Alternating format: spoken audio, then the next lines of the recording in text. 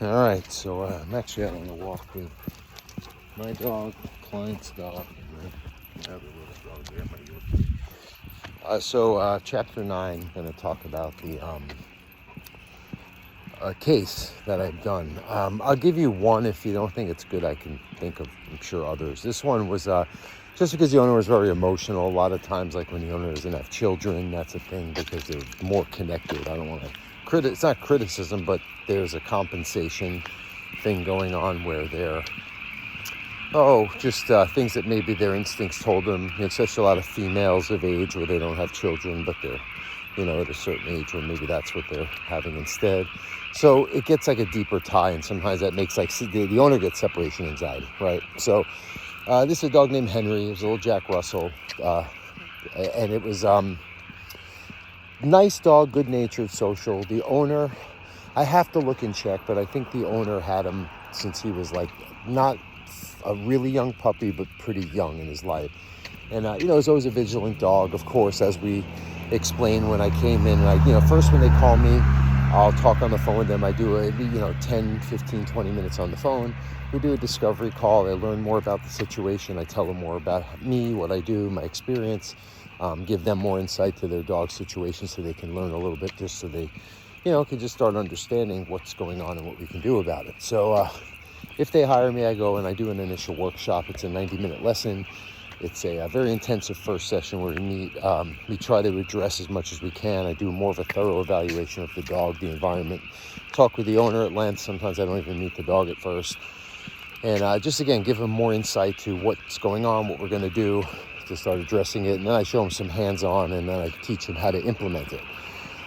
Now, Henry, as I'd say, is the severity average or less? They're stronger, and we could talk about the one that jumped out the window. I can, but this one just kind of people could relate to more because it's kind of the normal. So, and he would just howl, he'd bark, he'd scratch at the door. The owner just complained. The neighbors would complain. That's another factor when people live in apartments or they have neighbors close proximity. It's harder for them to, you don't want to make the dog bark it out for the entire time of a work day, but sometimes, let the dog bark. Then you'll come back. They're not going to get traumatized. They're making it hard for themselves. If you're using a crate, there's an acclimation period. But so he had never had a crate, maybe a carrier, but never had a crate. And we started doing it, and it's, sometimes it happens. The owner doesn't really take what I say to heart enough to realize how consistent you have to be. Because for a dog, if they have an issue like this, it's so much of their wheelhouse of how they exist, and it's not working for them, but they will still hang on to that need to keep track of things and assess your, departures and arrivals. So that was maybe they started doing some more structure. It was hard to get him to get the dog out of the bed, off the furniture, because the man was single. He wasn't in a relationship. I think he was just lonely. I think he was... I don't think it matters. So I'm going to talk about he was, I think, gay, and I think that maybe it was he was more of a feminine, more of a nurturing side to him. He was a very nice man, a very smart man, but he was, again, compensation. I don't think we should bring that up in the book. Just that can happen too. Sometimes it's about maybe nicer people or something we could bring up as a point where dogs will feel that sometimes that's something that makes them have to worry because the emotions make them feel there's more energy of not understanding a direct black and white what to do, and someone who's receiving the dog as someone who's part of the pack and they're leading them instead of suiting their and accommodating their emotional needs, as I say. Let's see.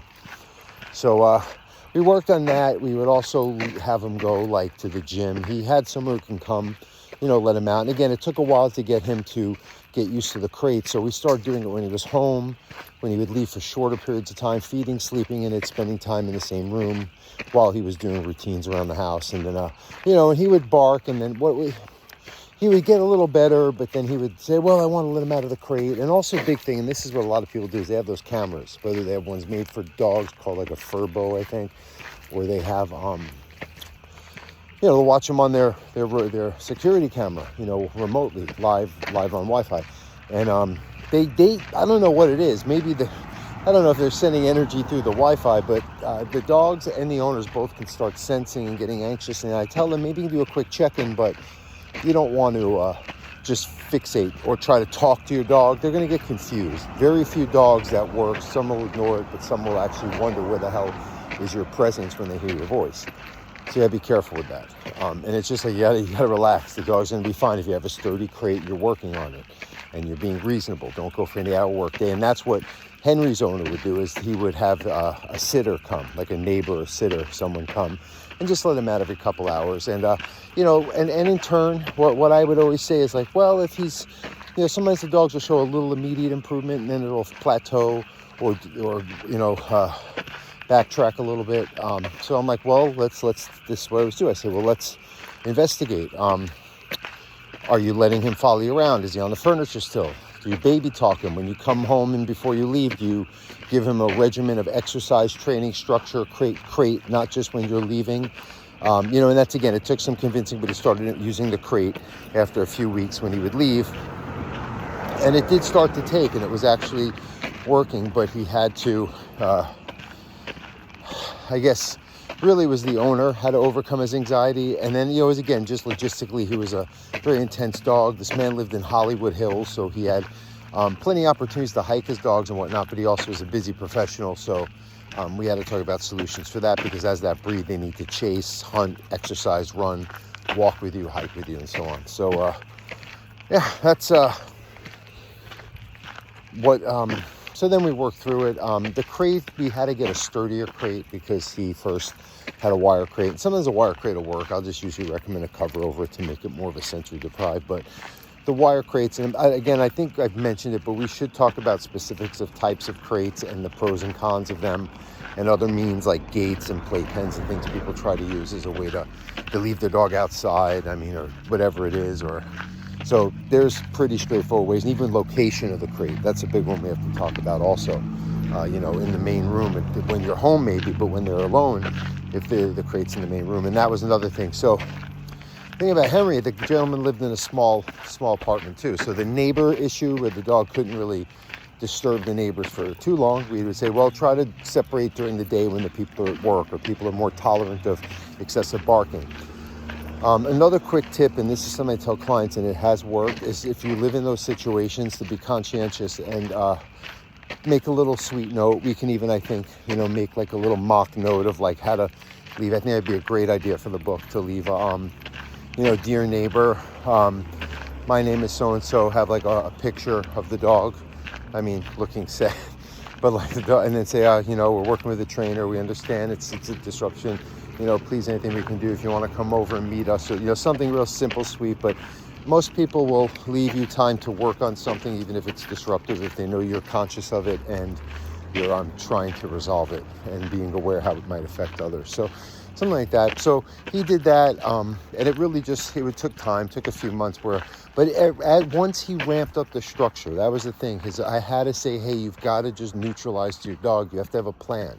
Right there, I'm just walking my dogs.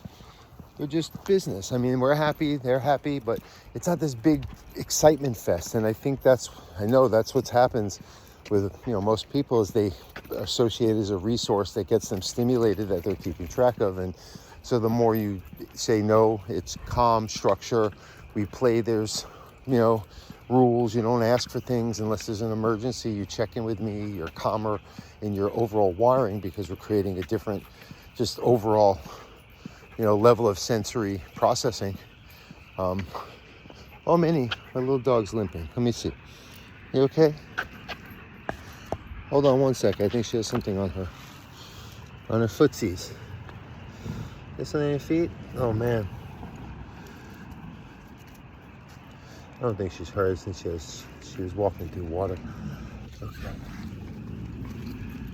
All right. Sorry, Samuel. Trying to multitask with 3 dogs here. Okay.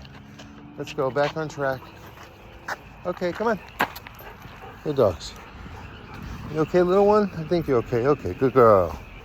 You just had mud on your feet. All right, good girl. So it took time. And then, everyone's question is also like, well, when's the dog going to have to be in the crate?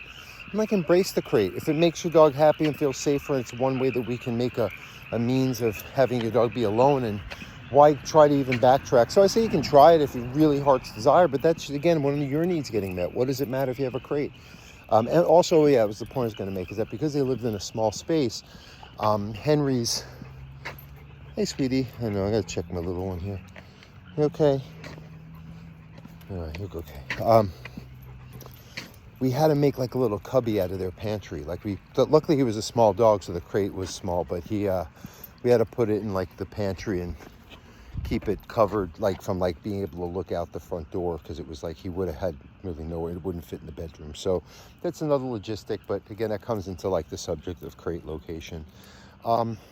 So yeah, so then we work through, but then, and again, we have to sometimes get to the point where you can't just go back to doing everything that causes the problem. It has to be like a balance of maintenance. So you have to, show the dog how, come on, there's a lot of distractions. There's another dog across the street. So yeah, so it just shows, and phasing out, and then it's just kind of checking in, coming back, and just saying, hey, you still, you don't have to have your dog in place all the time, because things are calmer, more settled, and structured consistently, and that's kind of on its own now. But sometimes you'll have a regression, but he's been fine. I haven't heard from him, but other than he texted me, I'll try to find the text that he's doing better, and he just is happy and so on. So I know it works. That's why I push owners sometimes, even if you want to make a point that sometimes I have to play a human therapist and make people, they'll get even angry at me, because I'm telling them something they can't do. That's kind of the reason why they have their dog, but it's just not faring well for their situation. So, the more they do it, I've just seen the cause and effect. It's just many, many, many times. So that's why I do what I do, say it. And, but to understand, I have to teach them, walk them through, because they will never, ever commit to it or understand and get through their own emotional things if I don't have a good experience of, telling them how to realize what's going on and what it's going to be like, and so on and so forth. All right. Hope that makes sense. I don't know. I just I have some other ones, but that one was more like pretty good, pretty recent. I can talk about ones that when I was less, that was the one with the dog that jumped through the window. I had a Weimaraner once that it chewed the doorknob, like a round metal doorknob, broke its teeth, got through the door, all that. Crates was an issue because the dog just couldn't, every crate the dog would try to blast out of and break through. And, so we had to get a working dog crate. This was a while ago, so they didn't have, now they have many companies. Again, I don't know if we have a list of that yet, but we can do that in whatever part of the book, glossary or index, where we put that kind of stuff. See, I forgot that dog's name, but that was a Weimaraner. A lot of deep-chested dogs. I don't know if there's studies, I'll look into that, but a lot of deep-chested dogs like Weimaraners, boxers, American Bulldogs. A lot of them have more potential for separations. At least in my little microcosm of what I've seen. Okay, thank you. Have a good night.